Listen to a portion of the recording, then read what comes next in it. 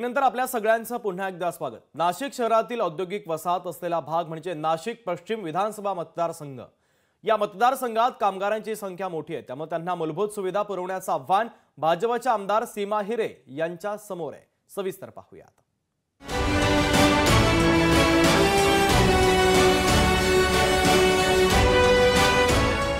2024च्या विधानसभा निवडणुकीत नाशिक पश्चिम विधानसभा मतदारसंघात चौरंगी लढत झाली।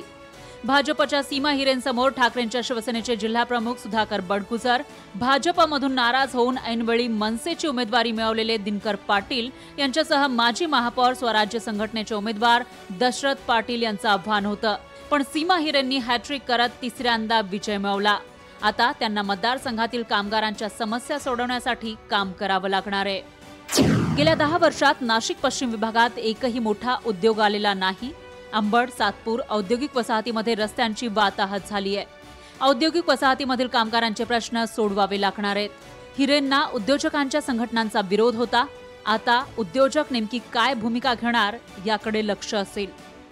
आता खरं तर उद्योजकांसह कामगार वर्गाच्या अपेक्षा मोठ्या प्रमाणात त्यांच्याकडून आहे। मोठा उद्योग त्यांनी नाशिकच्या पश्चिम विधानसभा मतदारसंघामध्ये आणावा अशी अपेक्षा आता नागरिकांकडून व्यक्त केली जात आहे। महेश माले, लोकशाही मराठी, नाशिक। लोकशाही मराठी, ऐका, पहा, जागरूक रहा।